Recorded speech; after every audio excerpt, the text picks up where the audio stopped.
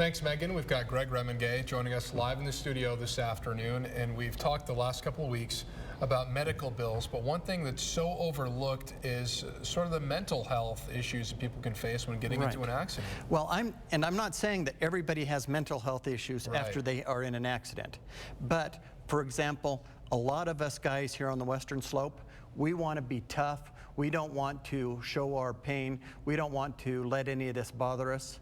But at the same time, we are the breadwinner. We may lose our job. We have other stresses related to this injury, even though it's physical. It's creating problems with the family. It's creating problems with your self-esteem. It may be creating problems that you're worried about financially. Or in several cases I've seen with parents, their children are in the car when they have the accident, and every time a car shows up close to their car after the accident, they panic because they know their kids were in the last accident and something almost happened to their kids the last accident. So they may need just a counseling session or two. They may need to talk to somebody about, here are the things that this accident has caused that I'm worried about.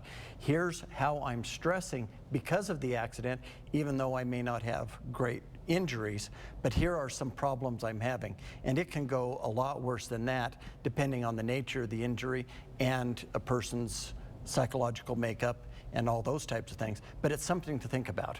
So is that same kind of topic, does that same thing that we've been talking about the last couple of weeks, does that fall under who's responsible for what when you're talking about the mental side of the health bills? Or oh, absolutely. Bills? Absolutely. And a lot of times, unfortunately, the insurance company for the person that caused the accident is going to blame the mental problems on something else. You just went through a divorce. So the divorce is causing all these mental problems, but not the accident.